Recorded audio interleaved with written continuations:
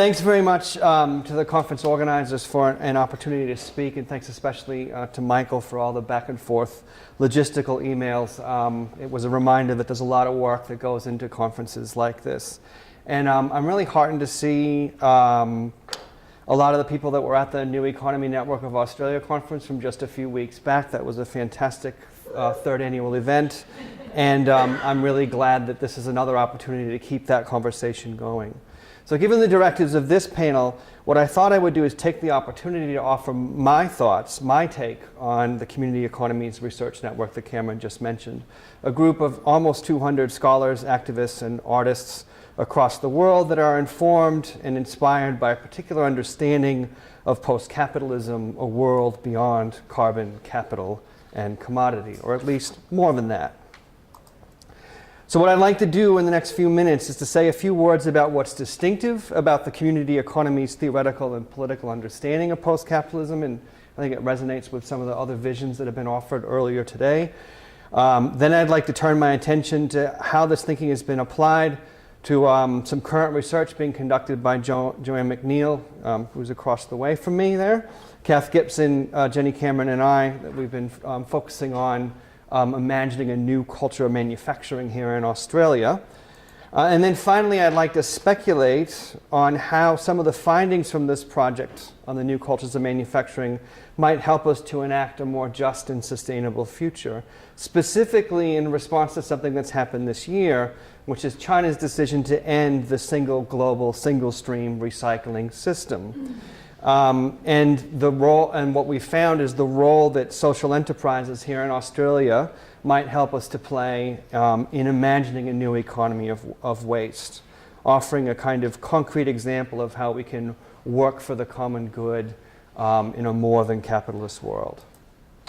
So when Gibson Graham published The End of Capitalism 22 years ago, there seemed to be very few people who could imagine a more than capitalist world. Both the social movements of the 21st century and the global financial crisis, I think, have done a lot to make post-capitalism more intelligible. And by that I refer to all those spaces, places, and relationships in this iceberg, diverse economy iceberg diagram that are economic in nature and more than capitalist in form.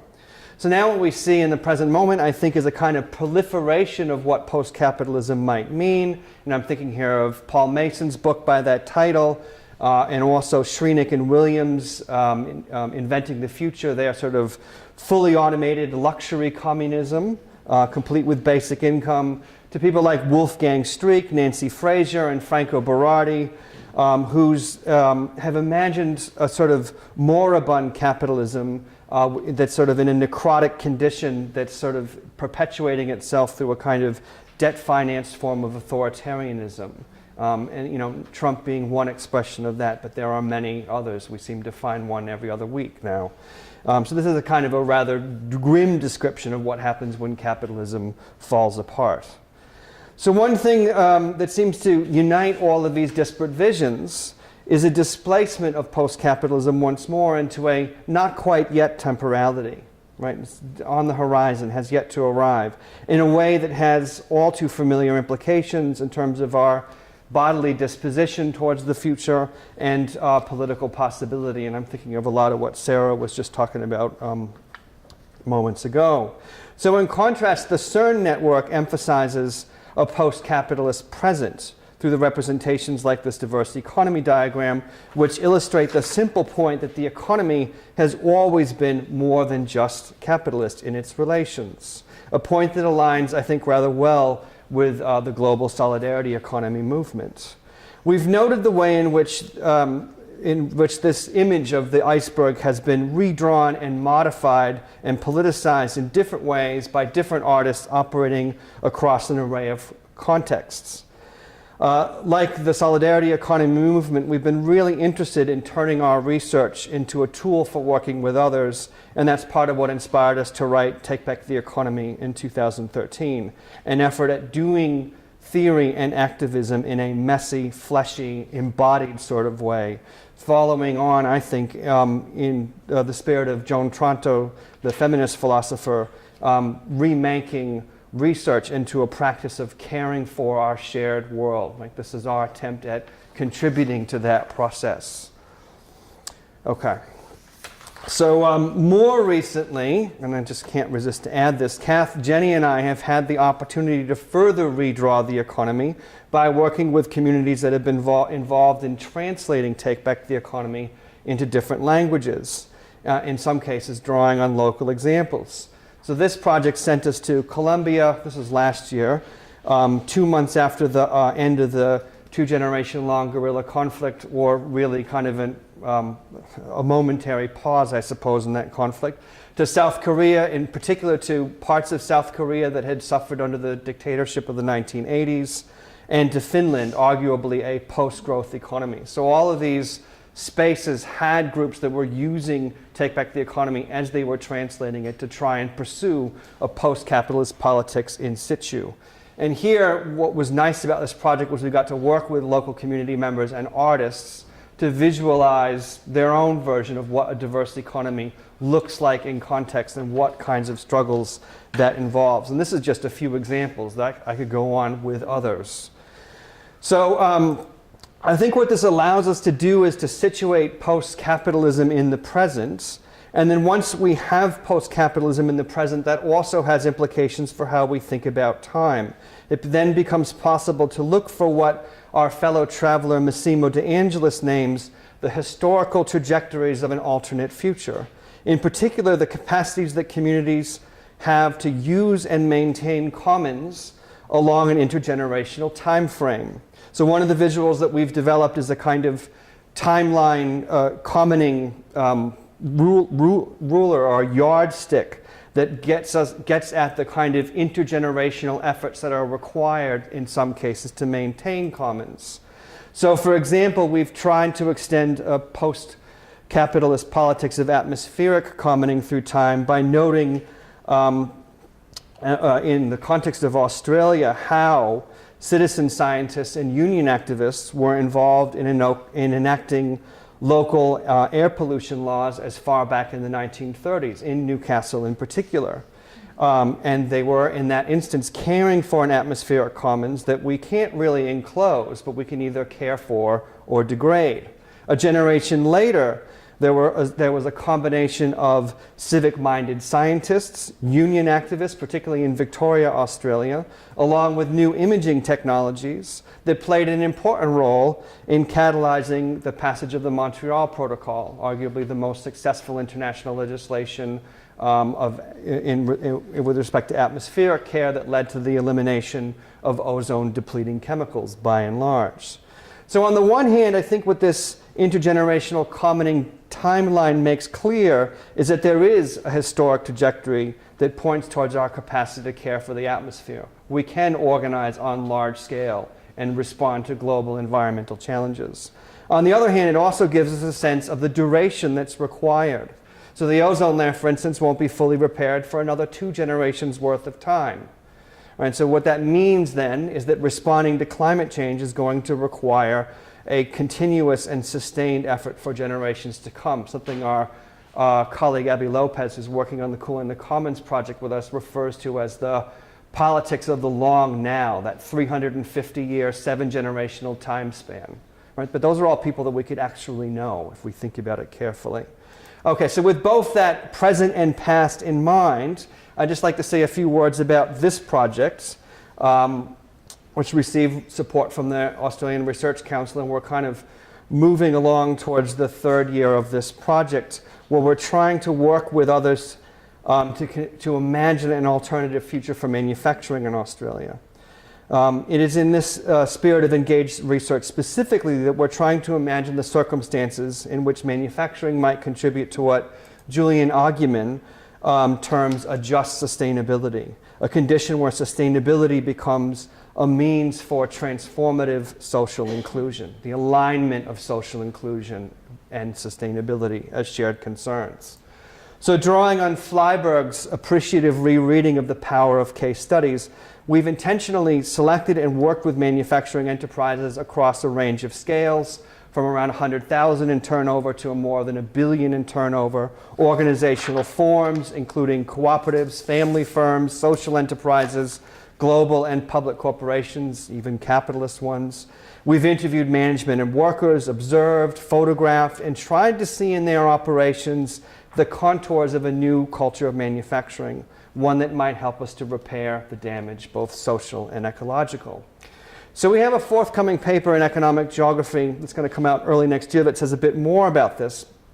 But I thought what I'd do is take the time that I have left to say a bit about how two of the social enterprises we've encountered might give Australia a chance to respond to a particular anthropogenic challenge. And that's China's decision to end the global single-stream recycling system. This has prompted the state of New South Wales just this past week to issue a discussion paper on the circular economy. And while that's exciting, I think there's a bit of a worry here that, that those sorts of visions, and this is, I think, something that Ariel was getting at, the kind of shiny newness of the circular economy, that emphasis on novelty means that we don't care for the people and institutions and efforts that have been going on, in some cases, for a couple of generations now, that are already trying to sort of deal with the problem of solid waste, right? So I think that if we look at a post-capitalist present, we can avoid reinventing the wheel and pursue a different kind of politics in relation to how do we respond to this challenge around waste.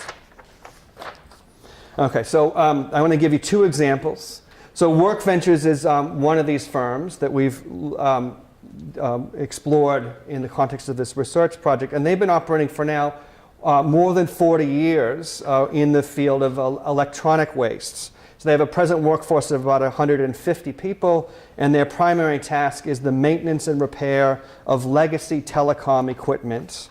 So that's equipment that's allowing connectivity in rural and remote areas. And also the refurbishment, redeploying, repair, on-selling, and service of electronic devices, mostly coming out of the financial services industry. And most of the electronics that they have get repaired and then sold on to people of limited economic means. So what we see in Work Ventures is an outcome that from the beginning was an outcome of a process that from the beginning sought to eliminate the thoughtless disposal of tech and to preserve the know-how and capacity to repair this equipment. Right? So this started in the mid-1980s. There were these two fellows, Don and Ralph, who were both trained in electronic repair in the Navy shipyards. And what they did was they recruited people from dying industries like television repairs and brought them into this business. And now they've been extending opportunities to young people at a distance from the labor market to come and learn this kind of skill from people who have it from their own training. So the current CEO, Janine Blundell, explains that this also gives people opportunities to learn about transferable skills like logistics and how to do ongoing service and repair work. So this social enterprise is a value-driven organization that allows them to prioritize social and ecological outcomes. But at the same time, they deliver a quality service, right? So they actually deliver this product quite effectively, and the evidence of that is that they have a 3-decade-long contract relationship with the supply industries that service the finance industry, right? So the one in particular I'm thinking of has a 3-letter initial, right? So they've been able to do this on a competitive basis for a long period of time. So they've operated and progressively expanded their own apprenticeship program and that sustains this environment of intergenerational learning. So these workers have the know-how to repair legacy tech, but the real gift that they give to these young people is the ability to think systematically, to learn by doing, and to problem solve. And what that means is there's a chance for Work Ventures to share this approach to social learning with other social enterprises that could operate elsewhere. And in fact, they're doing that. They're here for the long haul, and even as some of the new older technologies that they repair fade away, all of that legacy telecom tech, there will be new problems that will emerge and need to be solved. As Janine put it, while technology changes, the need for repair doesn't change. And we can either have that kind of relationship with technology where we conserve its value or we can kind of just continue with this process of rapacious disposal with all of its consequences elsewhere in the world. All right, a second example. How am I doing for time? You're up to 5 minutes. 5 minutes? Okay, I think I can get it done in 5 minutes. All righty, so soft landing is another Australian social enterprise, one that's part of a family. It's sort of like a social enterprise conglomerate run by Community Resource Recovery. And what they've done is they've carved out a niche in the commercially driven waste management sector through establishing this social enterprise in the new manufacturing sector of reuse and recycling. So what they do is deconstruct mattresses. So soft landing's approach is to turn the excess of 1.6 million mattresses that are thrown away each year in Australia and to translate that disposal into stable work for people experiencing disadvantage by expanding on their pioneering waste-to-wages model. Soft Landing's manual handling approach currently sees over 90% of the materials recovered. Like WorkVentures, Soft Landing has developed its own approach to induction and workforce education. And they're now operating, I should just note parenthetically, in all 6 states and territories. And this is something that's actually emerged over the course of our 3-year study. So they've grown rather rapidly just in the last couple of years, something we can talk about in the Q&A. So one point of distinction, though, between Soft Landing and WorkVentures is that WorkVentures primarily is offering their services to commercial enterprises, whereas Soft Landing gets the bulk of its revenue through municipalities that procure their services, right? So we've got sort of state and public sector involvement here in connection with these social enterprises. So, I didn't mean to get that far ahead. Let's see here. So in addition, Soft Landing is actually, oh, no, that doesn't work either. Sorry about that. Let's just get back to that image of the mattress from current slide. Soft Landing has now taken a leadership role in the mattress sector more broadly through establishing a voluntary mattress recycling project stewardship scheme, which was launched earlier this year. So this scheme acts as a coordinating platform between the for-profit component suppliers, manufacturers, and retailers. As one of the Soft Landing informants said, in terms of brokering this deal, he said, "We positioned ourselves as Switzerland. You can leave your guns at the door. Come and sit and talk nicely with us, social and environmental."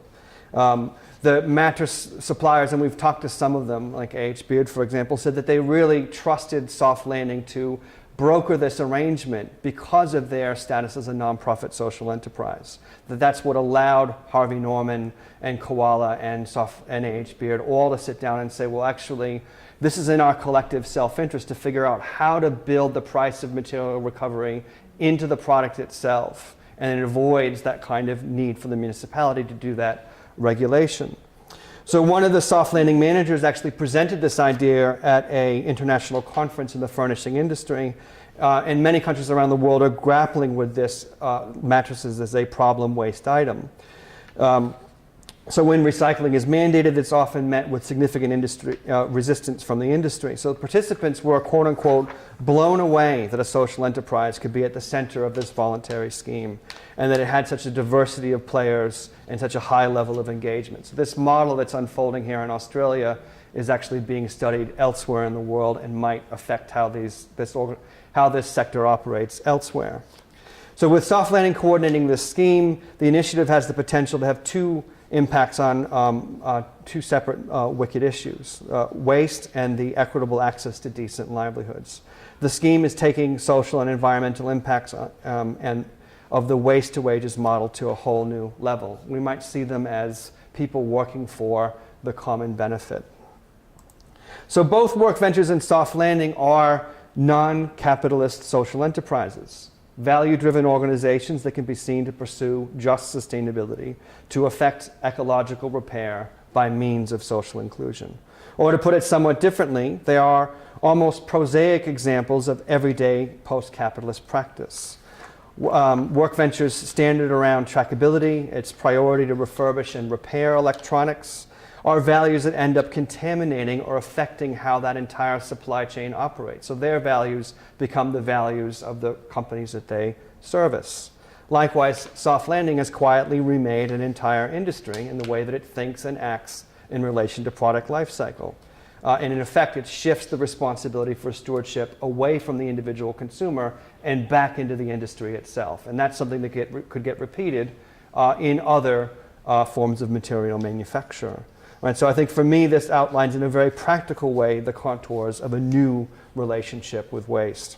Now, I had more to say about how these two things are part of a larger commons that we actually should be invested in and figure out how to preserve, defend, expand, turn into a more intelligible politics. But I think what I'll do is just wait for the discussion and see what happens. Thanks.